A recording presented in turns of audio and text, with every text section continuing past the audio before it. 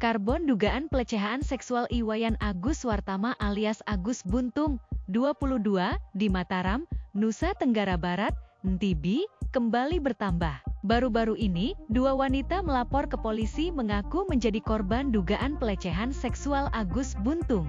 Dengan adanya laporan baru tersebut, saat ini tercatat ada 17 korban yang mengaku menjadi korban dugaan pelecehan seksual Agus Buntung. Ketua Komisi Disabilitas Daerah, KDD, Nusa Tenggara Barat, NTB, Joko Jumadi mengatakan dua korban tersebut satu diantaranya masih di bawah umur. Dia mengatakan satu korban tersebut sempat dilakukan pelecehan seksual, sementara korban lainnya mengaku masih dalam tahap percobaan pelecehan seksual. Sampai saat ini, Joko mengatakan sudah ada 9 saksi korban yang diperiksa, tetapi yang sudah melaporkan dugaan pelecehan seksual masih satu korban.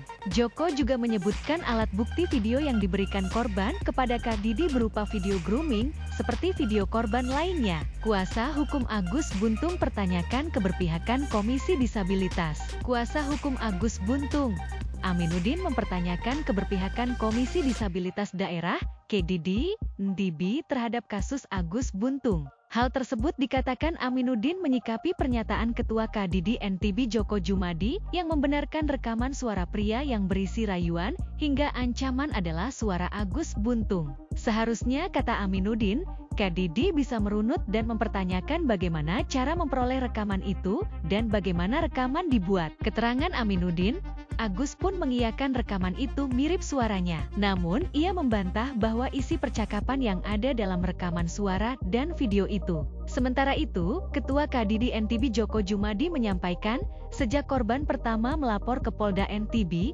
pihaknya langsung bergerak memastikan hak-hak Agus sebagai tersangka bisa terpenuhi. KDD kemudian meminta bantuan sesama advokat disabilitas untuk mendampingi Agus sampai proses penyidikan selesai. Dengan harapan Agus merasa nyaman, karena sesama disabilitas. Bahkan kata Joko, Agus yang saat ini sebagai tahanan rumah juga merupakan permintaan KDD terhadap pihak kepolisian.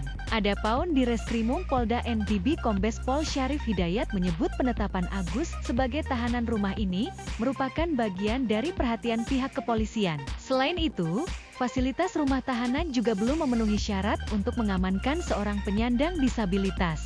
Lebih lanjut, pihaknya juga belum memiliki rencana menempatkan Agus Buntung menjadi tahanan rutan. Syarif menjelaskan pihak kepolisian sangat berhati-hati menangani kasus ini, sebab kasus ini melibatkan dua kelompok rentan, di mana kelompok rentan perempuan sebagai korban dan kelompok rentan disabilitas sebagai tersangka. Polisi pun diketahui sudah melakukan rekonstruksi kasus dugaan pelecehan seksual tersebut. Dalam proses tersebut, Agus memeragakan 49 adegan dari 28 adegan yang sudah disiapkan. Download Tribun X sekarang, menghadirkan lokal menjadi Indonesia.